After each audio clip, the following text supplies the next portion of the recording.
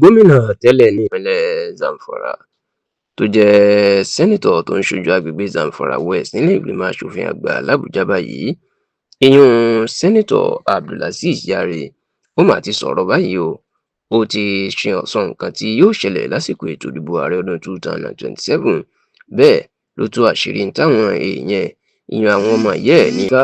Ó ti sọ tí wọn yóò ṣe fún ààrẹ Bọ́lá Ahmed Tinubu bí àsìkò ètò ìdìbò ààrẹ tó bá dé lọ́dún 2027.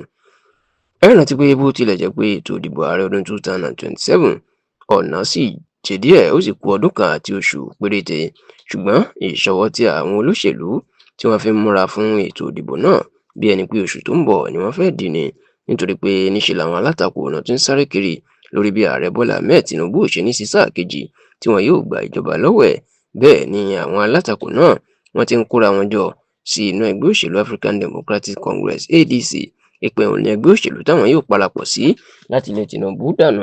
Àwọn tí wọ́n sì jọ ń ṣe ìgbìmọ̀ tẹ́ àwọn ni àwọn bíi Alhaji Atiku Abubakar, ọ̀gbẹ́ni Peter Obi, Malam Nasir El-Rufai, Rotimi Amichi, ọ̀gbẹ́ni Abdulrauf Adesoji Arẹ́gbẹ́ṣọlá, Babachir Lawal àti àwọn míì bẹ́ẹ̀ bẹ́ẹ̀ ni wọ́n wà lára àwọn olóṣèlú tí wọ́n ti ń kóra wọn jọ láti gbàjọba lọ́wọ́ Tinubu.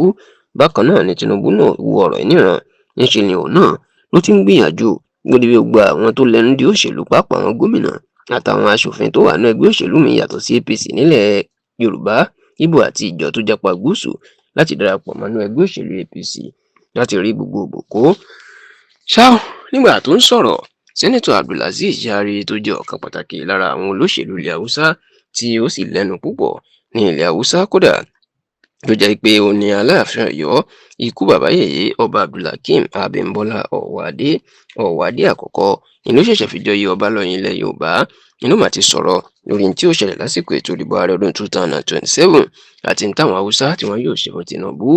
Lẹ́yìn tí Aláàfin fi joyè ọba lọ́yìn tán ló mà sọ̀rọ̀, ó ní ààrẹ àná olóògbé Muhammadu Buhari ó ní ò lè dájáwé olúborí gẹ́gẹ́ bí ààrẹ. Ó ní Tinubu ló sọ ọ́ di ààrẹ. Ó ní gbogbo owó tí wọ́n ná láti sọ Buhari di ààrẹ àti ọgbọ́n òṣèlú tán lò, ó ní Tinubu ó ní ló ṣe gbogbo ẹ̀ o. Tó wà ní àsìkò yìí ní àwọn apá òkè ọya ìyàn àwọn Haúsá àti Fúlàní ó lásìkò yìí lọ́dún 2027 làwọn yóò san ẹ̀sùn oore padà fún Tinubu. Wọ́n ní tó ṣe fún ọmọ àwọn ìyẹn Buhari ó jẹ́ nǹkan má ní gbàgbé.